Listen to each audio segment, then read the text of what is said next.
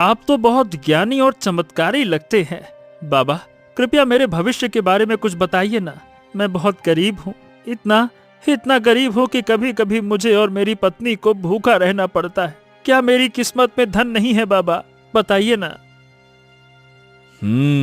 तुम्हारी किस्मत में धन बहुत है, लेकिन वो तुम्हें प्रयास से मिलेगा। प्रयास? कैसा प्रयास बाबा? यहाँ से कुछ दूर घने जंगल में खंडहर के पार एक पेड़ है। वो पेड़ चांदी के रंग जैसा चमकता है। उस पेड़ के नीचे खुदाई करना, वहां तुम्हें एक मटका मिलेगा। जो कुछ भी उसमें निकले उसे अपना भाग्य मानकर स्वीकार कर लेना। याद रखना, मटका जंगल में मत खोलना, घर ले जाकर ही खोलना। इतना कहकर साधु वहां से चला गया। रतन उसी क्षण कुल्हाड़ी लेकर उस पेड़ की तलाश में निकल पड़ा।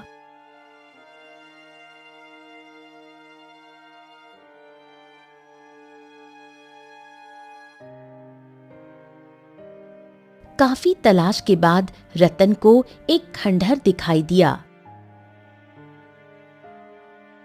रतन जैसे ही उस खंडहर के अंदर गया तो उसने स्वयं को एक और जंगल में पाया, जहां एक पेड़ था जिस पर सूरज की किरणें पड़ रही थीं और वो चांदी जैसा चमक रहा था। रतन ने वहीं खुदाई शुरू कर दी और जल्द ही उसे एक मटका मिल गया। वो उसे लेकर घर लौट आया। मटके को देखकर उसकी पत्नी बिंदिया उससे बोली, ये क्या है? कहाँ से लाए हो? रतन अपनी पत्नी को सारी घटना बताते हुए बोला, ऐसा हुआ और साधु बाबा ने कहा था कि इसको घर ले जाकर ही खोलना बिंदिया। रतन और बिंदिया ने मिलकर मटके के ढक्कन को खोल दिया, लेकिन जो निकला उसने दोनों को हैरान कर दिया। ये क्या? हमें तो लगा था मटके से सोना चांदी निकलेगा, लेकिन इसमें तो कोई बच्चा है और देखो ये जिंदा है, जैसे कुछ देर पहले ही जन्मा हो। अरे लेकिन बिंदिया, ये सोचो कि ये कैसे संभव है कि ये बच्चा जिंदा है। ये कैसे? मटका जमीन में गड़ा हुआ था और ये बच्चा इस मटके में कैसे आया? वाकई में जरूर कोई बड़ा रहस्य है। अचानक बच्चा रोने लगा। हमें इस बच्चे से क्या? हमारे पास खुद खाने को नहीं है, हम इस बच्चे को कैसे पाल सकते हैं? अरे बिंदिया, कुछ दिन पहले तुम संतान न होने की वजह से रो रही थी, तो हो सकता है भगवान ने हमारी सुन ली हो और भेंट के रूप में ये बच्चा दे दिया हो। अरे चलो भाग्यवान, अब इसको पालते हैं, बड़ा होकर यही तो हमारा सहारा बनेगा। बिंदिया ने रतन की बात मान ली। उन्होंने बच्चे का नाम रखा आदित्य। समय बीतता गया और देखते ही देखते आदित्य 20 वर्ष का हो गया। एक दिन रतन जंगल से लकड़ियां काटकर घर लौटा तो बिंदिया उससे बोली, आप कब तक ये लकड़ियां काटते रहेंगे? आदित्य अब 20 वर्ष का हो गया है, उसे अब काम पर लगाना चाहिए। हाँ, तुम ठीक कहती हो, आज मैं उससे बात करूंगा। वैसे आदित्य कहाँ है? आपको तो पता है, आपका बेटा दिन भर जंगल में न जाने क्या करता रहता है, शाम तक लौटता है। इस उम्र में जहाँ लड़कों के बहुत दोस्त होते हैं, उसका कोई दोस्त नहीं। रतन ये सुनकर गहरी सोच में डूब गया। तुम ठीक कह रही हो, आज मैं उससे पूछूंगा कि उसके मन में आखिर क्या चलता रहता है। इस उम्र में ऐसे अकेले जंगल में घूमना ठीक नहीं है। तभी वहां गांव के चौधरी की बेटी लाली आ गई। चाचा जी, आदित्य घर पर है क्या? तू तो जानती है बेटिया कि आदित्य दिन भर जंगल में रहता है। गांव में तुझसे बेहतर कोई नहीं जानता कि वो जंगल में कहाँ होता है। जा, तू ही खोज ला उसे। लाली सुनकर मुस्कुराई और तुरंत जंगल की ओर चल पड़ी, सीधा उसी दिशा में जहां आदित्य अक्सर जाया करता था। इधर जंगल के एक तालाब के किनारे घने पेड़ों की झाड़ियों में आदित्य बहुत ही गौर से कुछ देख रहा था। तभी वहां लाली आ पहुंची। आखिर तुम यहाँ करते क्या हो? जब भी देखती हूँ इन्हीं झाड़ियों को घूरते रहते हो। लाली, तुम जिन्हें झाड़ियां समझ रही हो ना, वो झाड़ियां नहीं है लाली, ये छोटी छोटी छोटी छोटी जड़ी बूटियां हैं। जड़ी बूटियां? हाँ, और नहीं तो क्या। अच्छा लाली, तुम्हें एक रहस्य बताऊं? कौन सा रहस्य? ये जड़ी बूटियां मुझसे बात करती हैं। लाली ये सुनकर हंस पड़ी। तुम और तुम्हारी बातें, आदित्य तुम ही जानो। ओहो, पूरे गांव में सिर्फ तुम ही तो मेरी एक सच्ची दोस्त हो। सिर्फ तुम्हें ही पता होता है कि मैं जंगल में कहाँ होता हूँ, वरना कोई मुझसे दोस्ती नहीं करता। आदित्य, तुम ही किसी से दोस्ती नहीं करना चाहते। बचपन से देख रही हूँ, हमेशा इसी जंगल के इसी हिस्से में आकर घंटों बैठे रहते हो। ऐसा क्यों? आदित्य कुछ कहने ही वाला था कि तभी पूरे जंगल में शेर की भयंकर दहाड़ गूंज उठी।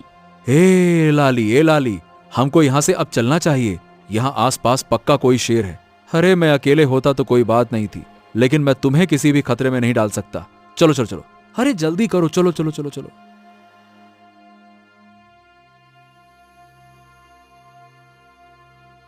आदित्य लाली को लेकर गांव की ओर लौट पड़ा। लाली अपने घर चली गई और आदित्य अपने घर की ओर मुड़ गया। शाम ढलने लगी थी। जैसे ही आदित्य अपने दरवाजे पर पहुंचा, रतन उससे बोला, आदित्य, ए बेटा, इधर आओ इधर आओ। हाँ हाँ, कहिए पिताजी, क्या बात है? आप कुछ चिंतित से लग रहे हैं। हाँ, देखो आदित्य, अब मैं बूढ़ा हो गया हूँ। अब मुझसे मेहनत नहीं होती है। हाँ, अब काम में तुम्हें मेरा हाथ बटाना चाहिए। मैं तुमसे कुछ पूछना चाहता हूँ। आखिर तुम जंगल में क्यों भटकते रहते हो? तुम्हारा कोई दोस्त भी नहीं है, और तुम्हारी उम्र के लड़के हंसते खेलते हैं, दोस्त बनाते हैं।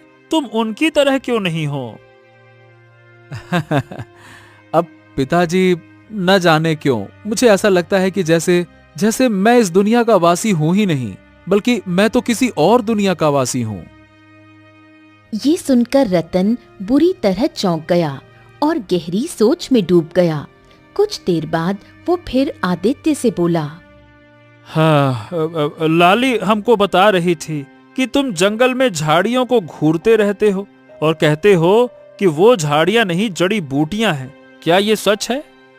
ये सुनकर आदित्य की आंखों में एक रहस्यमयी चमक आ गई। हाँ पिताजी, मुझे लगता है कि जंगल की कुछ खास जड़ी बूटियां मुझसे बात करती हैं। तभी अंदर से बिंदिया बाहर आ गई। बेटा, मैं तेरे और तेरे पिता की बातें सुन रही थी। अगर तुझे ऐसा लगता है कि जड़ी बूटियां तुझसे बात करती हैं, तो क्यों ना तू उन्हीं को बेचना शुरू कर दे। जंगल से जड़ी बूटियां लाकर बेचने लगेगा तो कुछ आमदनी हो जाएगी और तेरे पिताजी का बोझ भी हल्का हो जाएगा। ठीक है माँ, चिंता मत कर। कल से मैं जंगल से जड़ी बूटियां लाकर गांव में बेचूंगा, ठीक है? दूसरी ओर जैसे ही लाली अपने घर पहुंची, उसके पिता चौधरी ने उसे देखते ही पूछा, अरे तू कहाँ गई थी लाली? आदित्य से मिलने गई थी पिताजी। वो तो हमेशा जंगल में ही रहता है। मैं जंगल से ही आ रही हूँ।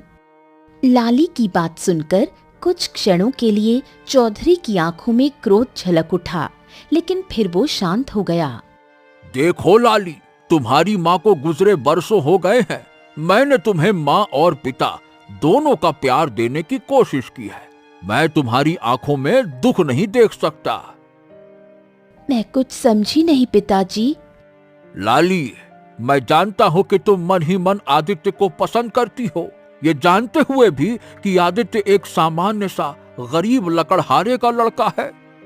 आदित्य में कोई बुराई नहीं है, और आप ऐसा क्यों कह रहे हैं कि वो सामान्य नहीं है?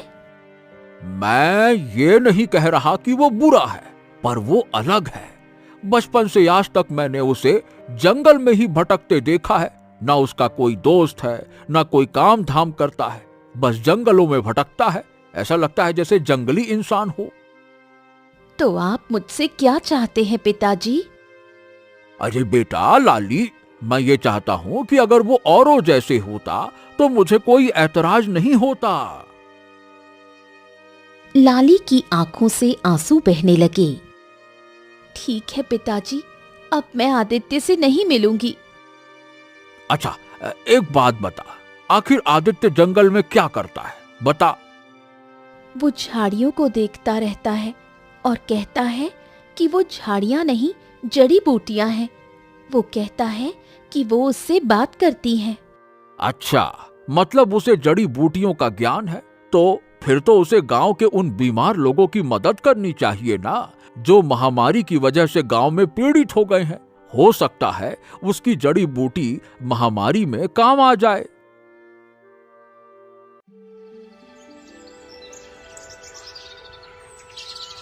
अगले दिन जैसे ही आदित्य नींद से जागा, दरवाजे पर चौधरी खड़ा था। चौधरी साहब, अरे अक्सर आपकी बिटिया यहाँ पे आती रहती है, आज आप आए हैं। सब ठीक तो है ना चौधरी साहब? हाँ रतन, बात यह है कि लाली बता रही थी कि तुम्हारा बेटा जंगल में जड़ी बूटियों की खोज करता है। क्या ये सच है?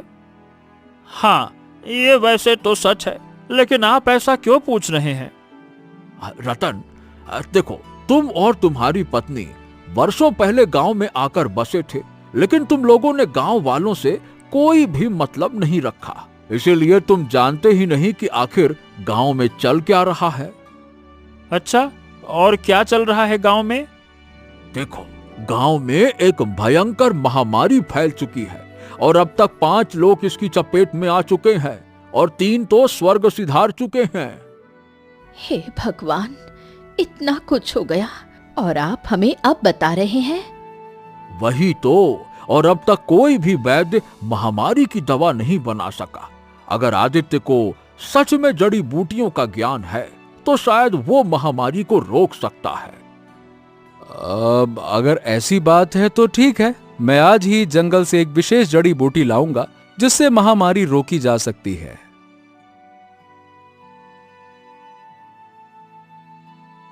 आदित्य जंगल की ओर निकल पड़ा। झाड़ियों के बीच बहुत ध्यान से देखने लगा। तभी उसके कानों में झाड़ी के पत्तों से एक आवाज टकराई। मुझे तोड़ लो, मुझे खाने वाला हर व्यक्ति विचित्र बीमारी से बच सकता है। आदित्य की आंखों में एक रहस्यमयी चमक उभर आई। उसने तुरंत उस झाड़ी की पत्तियां तोड़ ली और तेजी से गांव की ओर लौट चला। इत्तेफाक से चौधरी उसके घर के दरवाजे पर बैठा था। आदित्य की आंखों में चमक देखकर चौधरी बोला, हाँ, लगता है तुमने वाकई में जड़ी बूटी तलाश कर ली है। हाँ चौधरी जी, जो महामारी की चपेट में है उसे ये पत्तियां खिला दीजिए। मुझे पूरा विश्वास है कि वो स्वस्थ हो जाएगा। चौधरी जड़ी बूटियों को लेकर तुरंत गांव की ओर चला गया। दिन बीतते गए। कुछ दिन बाद चौधरी आदित्य के घर पर आ पहुंचा। आदित्य, अरे भाई रतन। रतन, गांव में जो महामारी फैली थी अब वो खत्म होने की कगार पर है और ये सब केवल तुम्हारे बेटे आदित्य की वजह से हुआ है। ये सुनकर रतन और बिंदिया के चेहरे पर गर्व और खुशी की लहर दौड़ गई। हाँ, अरे मेरी बहुत दूर की रिश्तेदार में एक मौसी है, उनकी पुत्री की शादी है। मैं और लाली कुछ दिनों के लिए वहां जा रहे हैं। हम जल्द ही लौट आएंगे। उसके बाद हम गांव में आदित्य को सम्मानित करेंगे। हाँ। चलो भाई, राम राम। इतना कहकर चौधरी वहां से चला गया। इधर दूसरी ओर जंगल में आदित्य अकेला बैठा था। तभी एक दर्द भरी स्त्री की आवाज उसके कानों में गूंजी। बचाओ, कोई है, बचाओ। आदित्य चौंक कर इधर उधर देखने लगा उसकी नजर एक पेड़ के नीचे पड़ी हुई एक वृद्ध स्त्री पर पड़ी जो दर्द में कराह रही थी। हाँ, अरे कौन हो तुम, और क्या हुआ है तुम्हें? मैं जंगल में लकड़ियां काटने आई थी। अचानक मेरे पैर में मोच आ गई और मुझसे उठा नहीं जा रहा। मेरा पैर बहुत दर्द कर रहा है। चिंता मत करो, मैं अभी तुम्हारे पैर की मोच को सही कर देता हूं। रुको रुको रुको। इतना कहकर आदित्य ने एक पेड़ का पत्ता तोड़ लिया और उसे पीसकर उस बूढ़ी औरत के पैर पर जैसे ही लगाया, वो उठकर खड़ी हो गई। तुमने तो चमत्कार कर दिया, मेरे पैर की मोच इतनी जल्दी सही हो गई। बूढ़ी औरत ने इतना कहा ही था कि तभी अचानक झाड़ियों से एक भयंकर शेर निकलकर आदित्य पर झपट पड़ा। आदित्य ने बिना समय गंवाए बिजली सी फुर्ती से शेर से अपने बचाव के लिए उस पर वार कर दिया। आदित्य के हाथ जख्मी हो गए और खून बहने लगा, मगर शेर अचानक बुरी तरह डर गया और भाग गया। मगर अगले ही पल रंग बिरंगी किरणों से आदित्य के हाथ का जख्म सही हो गया। ये कैसे हो सकता है? मेरा जख्म खुद ब खुद कैसे भर गया? बूढ़ी औरत ये देखकर बुरी तरह से डरती हुई बोली, ये कैसे हो सकता है? जख्म अपने आप कैसे ठीक हो गया? कौन हो तुम? मैं खुद बहुत ज्यादा हैरान हूं कि मेरा जख्म अपने आप कैसे सही हो गया। तुम कोई इंसान नहीं हो सकते। इंसान के जख्म अचानक से सही नहीं हुआ करते। तुम जरूर कोई मायावी इंसान हो। नहीं, मैं तो एक साधारण लकड़हारे का पुत्र हूं और एक आम इंसान हूं। नहीं, मैं नहीं मान सकती। अगर तुम्हारे पिता वास्तव में एक लकड़हारे हैं तो तुम उनके पुत्र नहीं हो सकते।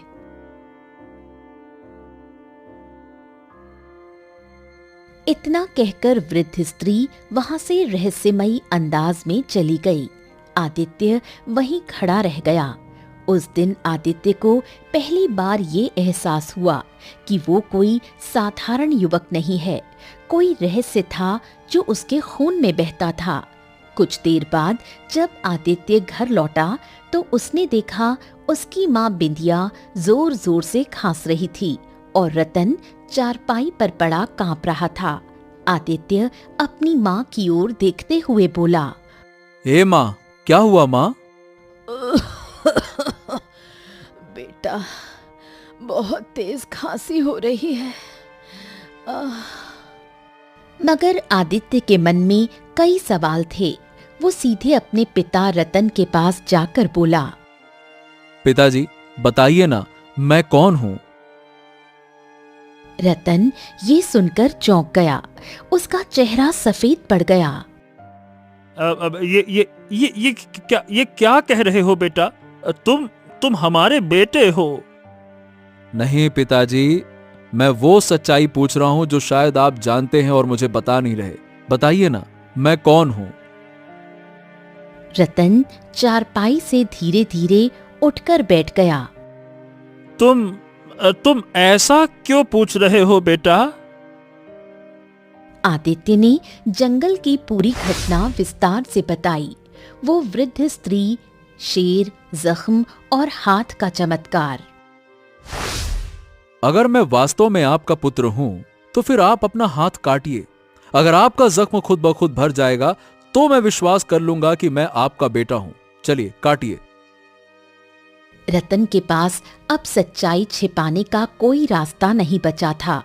वो बिंदिया की ओर देखने लगा। रतन एक पुराने कमरे में गया और बहुत पुराने बक्से में से वही मटका निकाल कर ले आया जिसे उसने वर्षों से छिपा कर रखा था, और सारी घटना अपने बेटे आदित्य को बताते हुए बोला, बेटा, ये मटका जंगल के उस हिस्से से मिला था जहाँ चांदी की चमक वाला पेड़ था। हमने सोचा था कि इस मटके में धन होगा, मगर जब खोला तो उसमें से तू निकला बेटा, तू। ये सुनकर आदित्य चौंक गया। बस तब से हमने तुझे अपने बेटे की तरह पाला। हमने कभी तुझे अपने से अलग नहीं समझा। अगले ही पल रतन को भी जबरदस्त खांसी उठने लगी। वो गिर पड़ा। आदित्य अपने सारे सवाल भूल गया और बोला, अरे पिताजी, अचानक से ये क्या हो गया आपको पिताजी?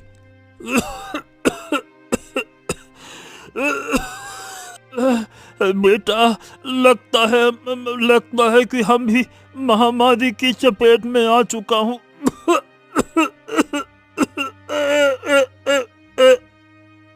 इतना कहकर रतन ने दम तोड़ दिया। तभी आदित्य की माँ बिंदिया भी तेजी से खांसने लगी और कुछ ही देर में बिंदिया की भी सांसें थम गईं।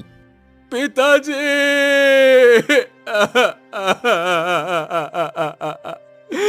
आप मुझे छोड़कर नहीं जा सकते। मैंने तो बस आपसे पूछा था कि मैं कौन हूँ। हे माँ, उठो ना। देखो, मैं वादा करता हूँ मैं कभी सवाल नहीं पूछूंगा। भगवान के लिए आंखें खोल दो माँ। मगर बिंदिया और रतन अब किसी भी आवाज का जवाब नहीं दे सकते थे, क्योंकि वो अब इस संसार में नहीं थे। आदित्य बहुत देर तक चीखता रहा, रोता रहा, धरती पर सिर पटकता रहा। तभी अचानक रतन और बिंदिया का शरीर काले धुएं में परिवर्तित होकर गायब हो गया।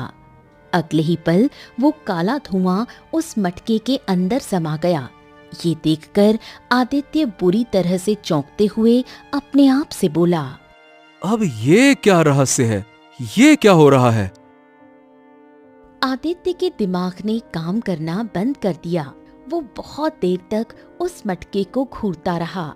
कुछ देर बाद वो उस मटके को उठाकर अपने आप से बोला, मुझे लगता है कि मुझे चांदी की चमक वाले पेड़ की खोज करनी चाहिए जहां पिताजी को यह मटका मिला था, और पिताजी को इसी मटके के अंदर मैं मिला था। मुझे विश्वास है कि हो न हो वहीं पर कोई बहुत बड़ा रहस्य छुपा है। आदित्य उसी जंगल की ओर चल पड़ा जहां उसकी कहानी शुरू हुई थी। घंटों जंगल की पगडंडियों पर चलते चलते आदित्य थककर हाथ में मटका लिए एक वृक्ष के नीचे बैठ गया। हाँ, अब आखिरकार उस चांदी के पेड़ को मैं खोजूं तो खोजूं कहां हो सकता है ये चांदी का पेड़? अचानक उसके कानों में किसी अनजान व्यक्ति की आवाज टकराई। कौन हो तुम और इस जंगल में क्या कर रहे हो? आदित्य ने पलट कर देखा। एक रहस्यमयी साधु उसके पीछे खड़ा था। साधु ने जैसे ही आदित्य के हाथ में वो मटका देखा तो वो चौंक गया। ये मटका तुम्हारे पास कहां से आया? आदित्य रोते हुए पूरी कहानी सुनाते हुए बोला, मुझे भी कुछ नहीं समझ में आ रहा साधु महाराज। मेरे पिता ने मुझे बताया कि वर्षों पहले उन्हें एक साधु ने चांदी जैसे चमकने वाले वृक्ष के बारे में बताया था और कहा था कि उस वृक्ष के नीचे खुदाई के दौरान उन्हें एक मटका मिलेगा। मेरे पिताजी वो मटका घर ले आए, मगर उन्हें मटके से धन नहीं बल्कि मैं मिला। और इस सच्चाई को बताने के बाद मेरी आंखों के सामने मेरे पिताजी ने दम तोड़ दिया और कुछ ही देर में मेरी माँ ने भी दम तोड़ दिया और अगले ही पल वो दोनों धुएं के रूप में परिवर्तित होकर इस मटके के अंदर समा गए। अब क्या कहूं और इतना बोलकर आदित्य की आंखों से आंसू बहने लगे। शांत हो जाओ पुत्र, शांत हो जाओ, चिंता मत करो, मैं तुम्हारी मदद जरूर करूंगा। वो चांदी का पेड़ तुम्हें तभी दिखाई देगा जब तुम्हारा हृदय सच्चा होगा। यहां से उत्तर दिशा की ओर बढ़ो। यदि तुम्हारे मन में मानवता होगी तो किस्मत तुम्हें मंजिल तक पहुंचा देगी। इतना कहकर साधु वहां से चला गया। आदित्य नहीं जानता था कि वो वही साधु था जिसने सालों पहले रतन को मटके की जानकारी दी थी। आदित्य साधु के बताए रास्ते पर चल पड़ा। घने जंगल में बहुत दूर चलने के बाद उसे एक तालाब के पास एक बूढ़ा व्यक्ति दिखाई दिया जो कमजोरी से पानी पानी चिल्ला रहा था। बेटा बेटा, मैं 2 दिन से प्यासा हूँ मगर उठ नहीं सकता। क्या तुम मुझे पानी पिला सकते हो? हाँ हाँ, क्यों नहीं बाबा, रुकिए मैं लेकर आता हूं। आदित्य ने मटका पास के पेड़ के नीचे रख दिया और बूढ़े के पास पड़ा कमंडल उठाकर तालाब से पानी भरकर उसे पिलाने लगा। पानी पीकर वो बूढ़ा आदित्य से बोला, हाँ, अब अच्छा लग रहा है। भगवान तुम्हारा भला करे बेटा, तुम्हारी हर इच्छा पूरी हो। आदित्य उस पेड़ की ओर बढ़ गया जहां उसने मटका रखा था, मगर अब मटका वहां नहीं था। अरे अरे, मेरा मटका, ये मटका कहाँ रह गया? यही तो रखा था। अरे मटका कहाँ चला गया? कहाँ है?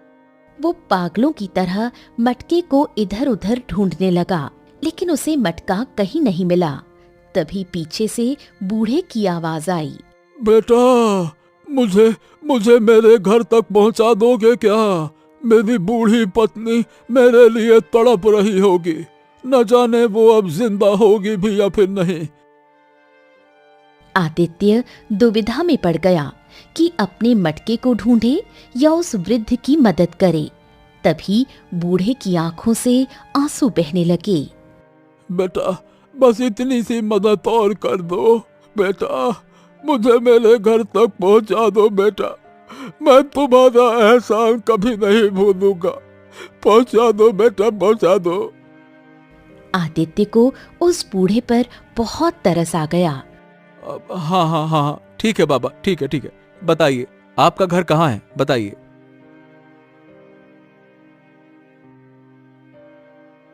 बूढ़ा उसे जंगल की गहराइयों में बने एक खंडहर के सामने बनी हुई एक झोपड़ी तक ले गया। झोपड़ी के भीतर एक बूढ़ी स्त्री, जो उस बूढ़े व्यक्ति की पत्नी थी, दर्द से करहा रही थी।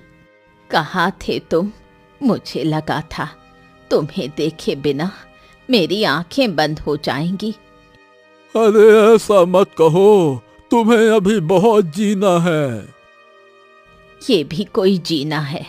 बरसों पहले उन अत्याचारियों ने हमारा बेटा हमारी आंखों के सामने हमसे छीन लिया।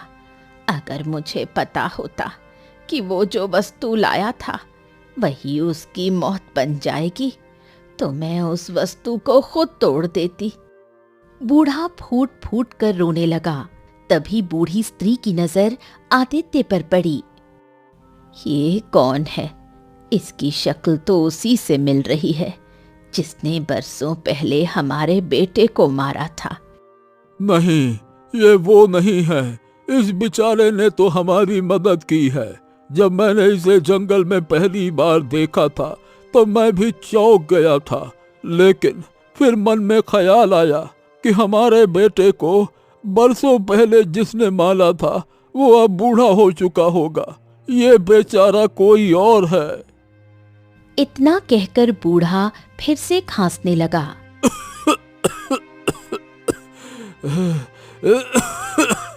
आदित्य उस बूढ़े की ओर देखकर बोला, बाबा जी, ये आपकी पत्नी, मतलब ये काकी किस बारे में बात कर रही हैं और मेरी शक्ल किससे मिलती है? बूढ़ा व्यक्ति आदित्य की ओर बहुत ही गौर से देखते हुए बोला, ये बहुत लंबी कहानी है बेटा। बरसों पहले हमारे पुत्र अशोक को जिस राजकुमार ने हमारी आंखों के सामने बड़ी बेदर्दी से मार दिया था, उसकी शक्ल तुमसे बहुत मिलती है, मगर मैं जानता हूँ कि तुम वो नहीं हो सकते, क्योंकि हमारे पुत्र को मरे हुए बरसों हो चुके हैं। अब तो वो राजकुमार भी बहुत बूढ़ा हो चुका होगा। बूढ़े की बात सुनकर आदित्य की आंखों में आंसू आ गए। वो उस बूढ़े की ओर देखकर बोला, आप चिंता मत कीजिए, मैं आपकी सेवा करूंगा। विश्वास कीजिए, आप ठीक हो जाएंगे। मगर तुम हमारी सेवा क्यों करोगे बेटा? तुम तो हम दोनों बूढ़े पति पत्नी को जानते तक नहीं। इंसानियत के लिए आज से आप दोनों मुझे अपना बेटा समझिए।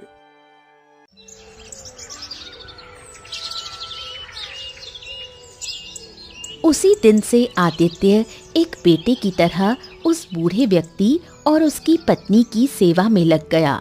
उसकी मेहनत रंग लाई और कुछ ही दिनों में वो दोनों स्वस्थ हो गए। बूढ़ा व्यक्ति अब चलने फिरने लगा। एक दिन आदित्य झोपड़ी के सामने उस खंडहर को देख रहा था। तभी बूढ़ा व्यक्ति वहां पहुंचा। बाबा, ये खंडहर बड़ा ही प्राचीन नजर आता है। हाँ, सब कुछ इसी खंडहर की वजह से हुआ था बेटा। इसी खंडहर ने ही हमसे हमारा बेटा छीन लिया था। क्या मतलब है आपका? बेटा, वर्षों पहले हमारा बेटा अशोक, एक दिन वो इस खंडहर के अंदर गया और उसने खुद को एक जंगल में पाया जहां एक चांदी जैसा चमकता बड़ा पेड़ खड़ा था। उस पेड़ के नीचे एक मटका रखा था जो सोने चांदी से भरा हुआ था। वो मटका लेकर वो घर लौट आया। ये सुनकर आदित्य पूरी तरह से चौंक पड़ा। हो, और फिर क्या हुआ? हमने अशोक से कहा कि वो मटका वहीं छोड़ आए, मगर वो बोला कि मटका उसे किस्मत से मिला है और इससे हमारी गरीबी दूर हो सकती है। फिर एक दिन न जाने कौन से देश का राजा, उसकी पत्नी और उसका बेटा यहाँ आ पहुंचे और हमारी आंखों के सामने हमारे बेटे को बड़ी बेरहमी से मार डाला। ये सुनकर आदित्य और बुरी तरह से चौंक उठा और अपने आप से बोला, ओ, उसी चांदी जैसे चमकते हुए पेड़ की तलाश में मैं जंगल की गहराई में आया था। इतना बोलकर आदित्य दौड़ता हुआ खंडहर के अंदर चला गया। बूढ़ा भी उसके पीछे दौड़ने लगा। कुछ ही क्षणों में वो दोनों एक विचित्र जंगल में खड़े थे जहां एक चांदी जैसा चमकने वाला पेड़ था और उसके पास वही मटका पड़ा था। हो, यही तो मटका है जो मेरे पास था और अचानक गायब हो गया था। आदित्य ने इतना कहा ही था कि तभी अचानक रंग बिरंगे धुएं के साथ वही साधु प्रकट हो गया और आदित्य की ओर देखकर रहस्यमयी अंदाज में बोला, मैंने कहा था ना, तुम्हारे सवालों के जवाब का समय आ गया है। ये मटका चमत्कारी है। इससे या तो तुम अपने माता पिता को दोबारा वापस पा सकते हो जो धुएं के रूप में परिवर्तित होकर इस मटके के अंदर समा गए, या फिर इस बूढ़े के पुत्र अशोक को। सोच लो। बूढ़े की आंखों में आंसू आ गए। आदित्य कुछ क्षणों तक गहराई से सोचता रहा। हाँ, मैं चाहता हूं कि बूढ़े काका का पुत्र अशोक दोबारा वापस आ जाए। मैंने इस काका और उनकी पत्नी को अपने बेटे अशोक की याद में रोते और तड़पते हुए देखा है। मुझे इनकी तड़प देखी नहीं जाती। ये सुनकर साधु मुस्कुराने लगा। अचानक मटके से 3 रंगों के धुएं निकले। एक धुआं सुंदर युवक मतलब बूढ़े के पुत्र अशोक में परिवर्तित हो गया। बाकी 2 धुएं रतन और बिंदिया में परिवर्तित हो गए। रतन और बिंदिया हक्की बक्की नजरों से साधु, आदित्य और उस बूढ़े को देखने लगे। तभी साधु रहस्यमयी अंदाज में रतन, बिंदिया और आदित्य की ओर देखकर बोला, सच बताने का समय आ गया है। सच ये है कि तुम तीनों इस संसार के वासी नहीं हो। तुम पाताल लोक के राजा रानी और उनके पुत्र हो। बरसों पहले इस बूढ़े के पुत्र अशोक की हत्या किसी और ने नहीं बल्कि तुमने ही की थी आदित्य। ये सुनकर आदित्य पूरी तरह से चौंक पड़ा। क्या? ये आप क्या कह रहे हैं साधु महाराज? चिंता मत करो, कुछ देर बाद तुम्हें तुम्हारा अतीत दिखाई देने लगेगा। तुम्हारी याददाश्त वापस आ जाएगी। वर्षों पहले जब यह मटका भूलवश पृथ्वी पर आ गया था और इस बूढ़े का पुत्र अशोक इसे उठाकर ले गया, उसके बाद से ही सारी कहानी शुरू हुई। साधु ने इतना कहा ही था कि तभी आदित्य, बिंदिया और रतन को चक्कर आते हुए महसूस होने लगे। अगले ही पल उनकी आंखों के सामने कुछ पुराने दृश्य दौड़ने लगे। पाताल लोक के राजमहल में रतन अपने सिंहासन पर बैठा था। बिंदिया, उसकी रानी, उसके पास खड़ी थी और उनके सामने खड़ा था उनका पुत्र राजकुमार आदित्य। वो मटका हमारे राजगद्दी का प्रतीक है। अगर ये मटका पृथ्वी पर चला गया तो ये अपमान है। अगर किसी मनुष्य ने उसे छुआ है तो उसने पाताल लोक के विधान का उल्लंघन किया है। उधर पृथ्वी पर चांदी के पेड़ के पास एक गरीब युवक अशोक वही मटका लेकर अपने माता पिता को दिखा रहा था। देखो देखो देखो, ये मटका सोने चांदी से भरा है। अब हम गरीब नहीं रहेंगे। हाँ। मगर तभी चांदी के वृक्ष के नीचे से रतन, बिंदिया और आदित्य प्रकट हो गए। उनके चेहरे क्रोध से भरे थे। मेरी बात सुनो, ये मटका तुम्हारा नहीं है, ये पाताल लोक की धरोहर है।